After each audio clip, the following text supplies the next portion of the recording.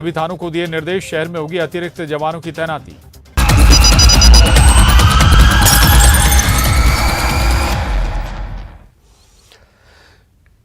नमस्कार, मैं हूं ललित प्रजापति।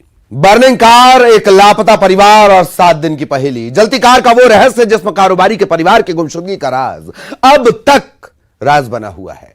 इस केस में एक चौंकाने वाला खुलासा हुआ। कार हादसे के बाद फोटो स्टूडियो से कारोबारी ने निकलवाए थे 93 फैमिली फोटोज। इस राज की इनसाइड स्टोरी बस थोड़ी देर में। इसके अलावा होगा बहू का कॉल, ससुर का कत्ल और होगा मैरिज में मोहब्बत का मर्डर। फार्म हाउस की खौफनाक मिस्ट्री भी होगी और नदी में कहां दफन थी 8 दिन तक एक लाश। आज खुलेगा यह राज क्रिमिनल्स में।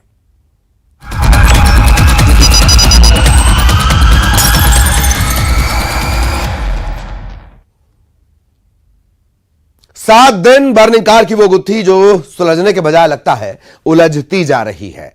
जिस कार से कारोबारी सिकदार पत्नी और 2 बच्चों के साथ निकले थे, अब तक उस परिवार का कोई सुराग नहीं मिला। इस रहस्य में एक और खुलासा। कारोबारी ने रायपुर के एक फोटो स्टूडियो से 93 फैमिली फोटोज निकलवाई थी मोबाइल से। कार हादसे के अगले दिन ये फोटो ली गई। आखिर क्लिक की ये कहानी क्या है?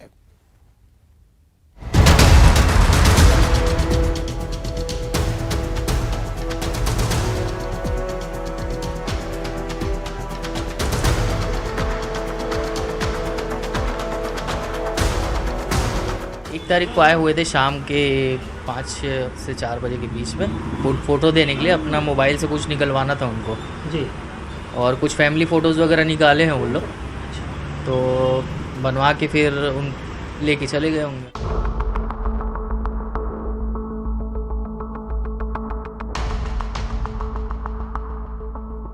लोगों को क्लू मिला है कि 2 तारीख को रायपुर में उन लोगों की उपस्थिति के बारे में बताया गया है।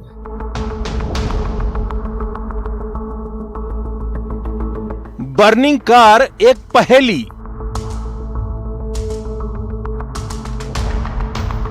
एक परिवार की रहस्यमय गुमशुदगी। 7 दिन 2 सीसीटीवी में कैद राज।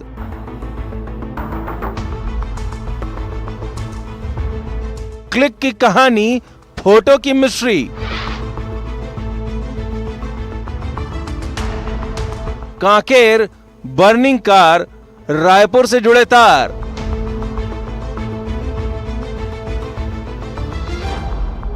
सात दिन, कब मिलेगा उनका सुराग? वो कहां लापता हो गए? 1 मार्च की रात जलती कार, सुलगते सवाल।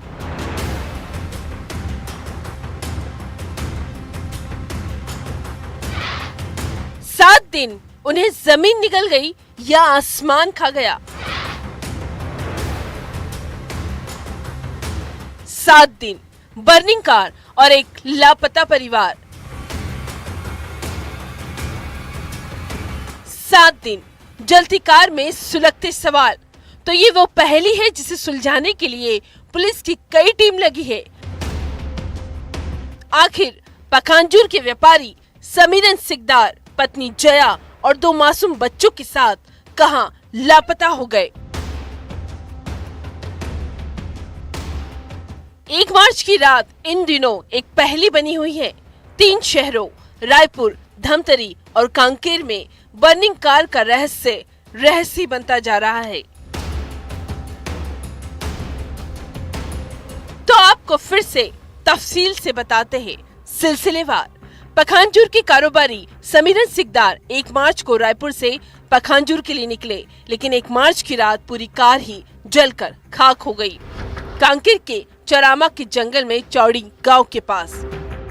तो 1 मार्च को जो कोरर रोड पे एक घटना हुई थी जिसमें एक जलती हुई गाड़ी हमको मिली थी, उसमें जो परिवार ट्रैवल कर रहा था उनके बारे में तब से ही पतासाजी की जा रही है।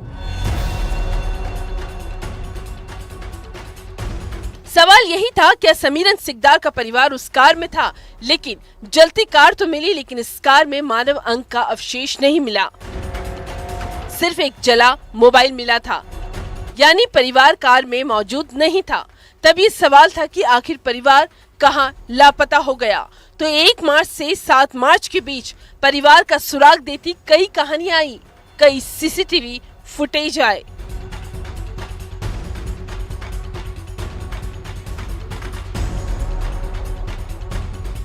कहानी नंबर 1 मार्च धमतरी के लॉज में चेक इन।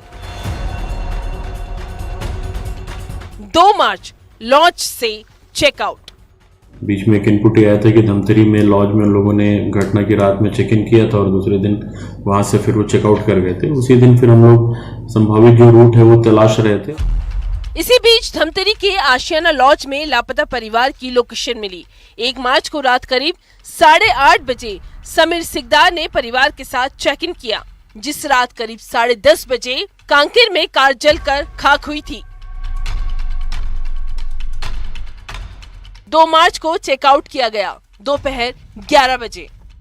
उसी संबंध में हम लोग और ज्यादा इनपुट्स लेकर के आसपास, क्योंकि वहां तक जैसे आए होंगे तो जिस रूट को पकड़े होंगे तो रूट्स पे हम लोग सीसीटीवी कैमरा और अन्य लोगों से पूछताछ कर रहे हैं ताकि कुछ और बेहतर इसमें इनपुट मिल सके। अब एक और सीसीटीवी की कहानी जो 1 मार्च की है। समीरन सिकदार धमतरी के नगरी में पोल्ट्री फार्म से रुपए लेते हुए कार से जाते हुए नजर आए। वक्त सुबह का है। अब इस गुत्थी में सुनिए सबसे चौंकाने वाला खुलासा। लापता परिवार का कनेक्शन जुड़ा रायपुर से, जहां लोदीपारा के फोटो स्टूडियो में 1 मार्च को कारोबारी समीरन सिकदार आए थे। फैमिली फोटोज निकाले, करीब 93 फोटोज, 1000 का पेमेंट भी किया। 2 मार्च शाम को फोटो लिए। 1 तारीख को आए हुए थे शाम के 5 से 4 बजे के बीच में फोटो देने के लिए। अपना मोबाइल से कुछ निकलवाना था उनको जी, और कुछ फैमिली फ़ोटोज़ वगैरह निकाले हैं वो लोग, तो बनवा के फिर उन लेके चले गए होंगे जी। कितने फ़ोटो लगभग निकाले हैं और क्या पैसा नगद दिया या ट्रांजैक्शन किया? वो करीबन 90-93 की फ़ोटो के आसपास निकाले हैं। वही 1000 रुपीज़ के आसपास उनका वो था, नगद दिए हुए थे जी। और रायपुर में भी क्योंकि उनकी एक दिन पहले उपस्थिति देखी गई थी, रायपुर में उनकी एक्टिविटी देख रहे थे, तो जो एक फोटो स्टूडियो है वहाँ पर लोदीपारा में, वहाँ पे ये पता चला कि उन लोगों ने एक फ़ोटो डेवलप कुछ करवाए थे और फोटो स्टूडियो में जाकर के जब वहाँ के लोगों से बात किया तो पता चला कि दूसरे दिन यानी घटना के दूसरे दिन 2 तारीख को उन लोगों ने फोटो की डिलीवरी ली है। आखिर रायपुर से परिवार कहां लापता हो गया? क्या ये गुत्थी सुलझेगी या और उलझेगी? रायपुर से युगल तिवारी और कांकेर से खेम नारायण शर्मा के साथ bureau report, news 18, Madhya Pradesh, Chhattisgarh. कत्ल का वो प्लॉट जो एक महिला बनाती है। महिला एक शख्स को कॉल करके कहती है आज ही उसे मारना है और प्लान के मुताबिक मर्डर होता है। घूंघट में गुनाह की यह वारदात होश उड़ाने वाली है। आप जानकर दंग रह जाएंगे, बहू ने ससुर का मर्डर किया था। आखिर कत्ल के पीछे वजह क्या थी?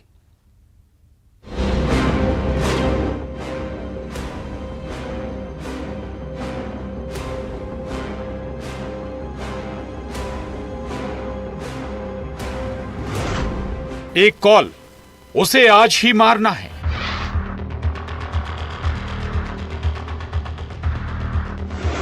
साड़ी से कत्ल, ससुर का मर्डर। घूंघट में गुनाह, बहू और वारदात। जमीन का सौदा, मौत का सौदा।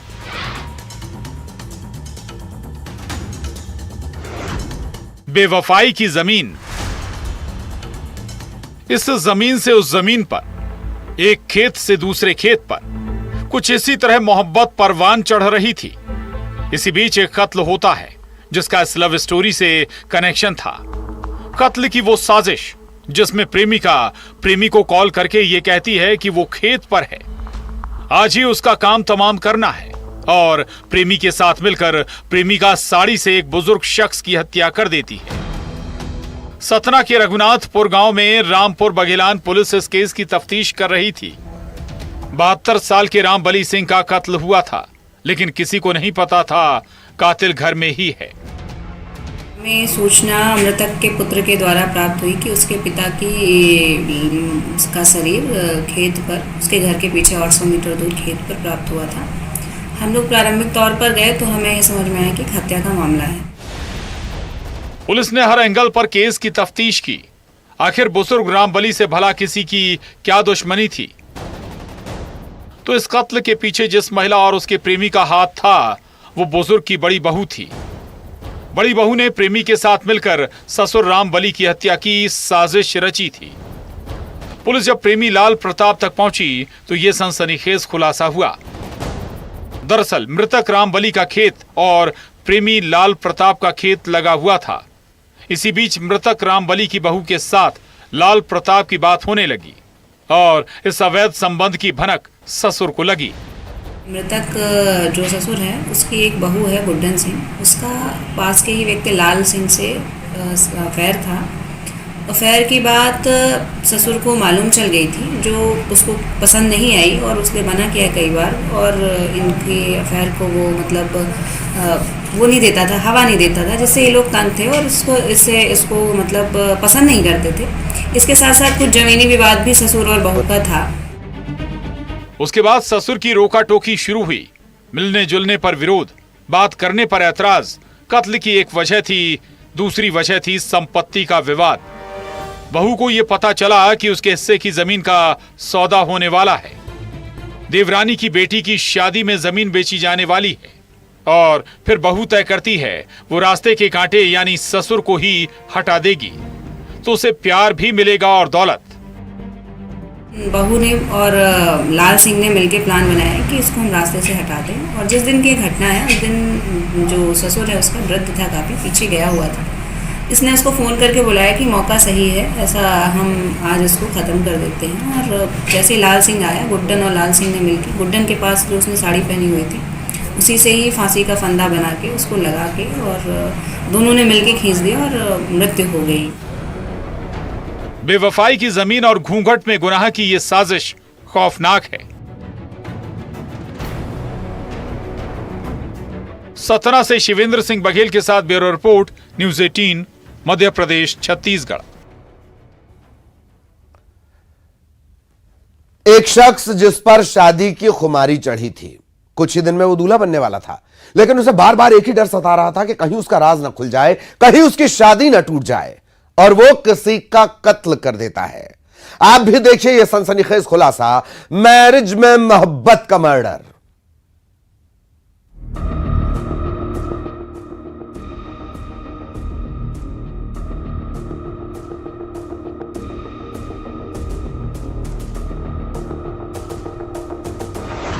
वो दूल्हा बनने को बेकरार।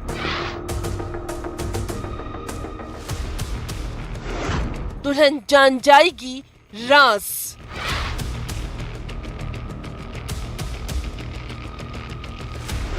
राज खुलने का डर, प्रेमिका का मर्डर। हत्या से पहले वहशीपन।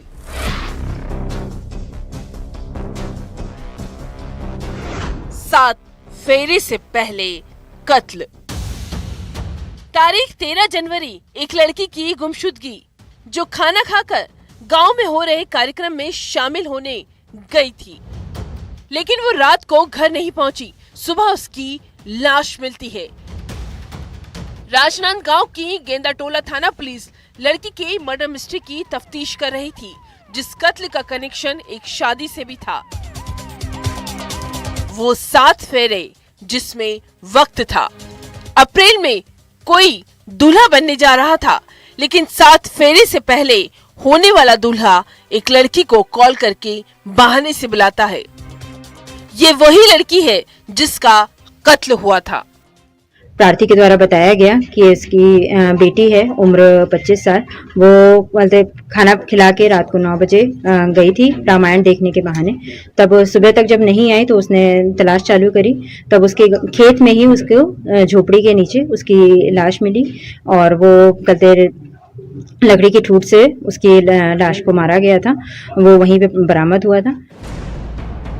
मर्डर मिस्ट्री की ये तस्वीर अब साफ हो रही थी। दरअसल आरोपी अशोक उम्र 25 साल, जिसकी अप्रैल में शादी थी। घर में शादी की तैयारियां चल रही थी, लेकिन अशोक के दिल में एक डर था। उसे डर था उसका राज खुल न जाए। उसे इस बात का डर था दूल्हा बनने का अरमान ही ना रह जाए। इसलिए वो एक कत्ल का प्लान करता है। कत्ल प्रेमिका का होने वाला था। प्रेमिका की हत्या से पहले आरोपी प्रेमी ने उसे कॉल करके बुलाया। कत्ल से पहले उसके साथ शारीरिक संबंध बनाए, वहशीपन किया और फिर उसकी गला दबाकर हत्या कर दी। लकड़ी के ठूठ से भी उस पर वार किया। एक आरोपी अशोक नाम के और एक तेज कुंवर नाम का 2 आरोपी के पता चला। वो लोग बाइक से उसके उस रात्रि आए थे वहाँ पे 13 तारीख को।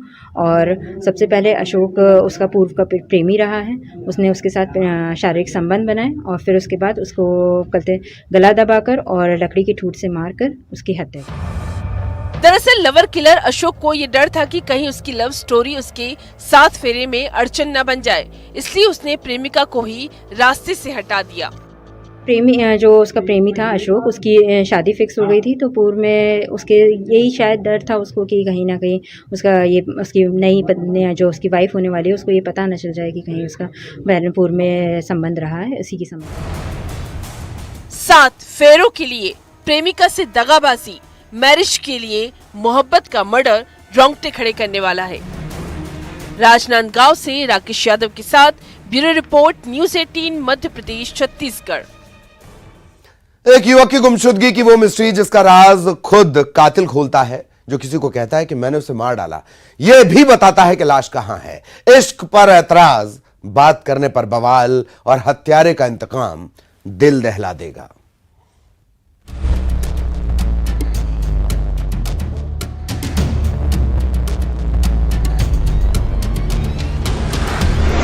कातिल खोले अपना राज, मैंने उसे मार डाला, लाश वहां है। बात करने पर ऐतराज, हत्यारे का इंतकाम।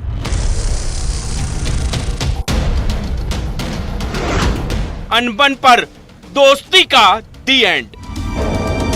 एक युवक की ऐसी रहस्यमयी गुमशुदगी जो परिवार वालों से कहता है मैं अपने दोस्त के साथ मंदिर जा रहा हूं, लेकिन वो मंदिर नहीं जाता। इधर घर वालों को दोस्त का कॉल आया कि उसे मंदिर के लिए भेज दो।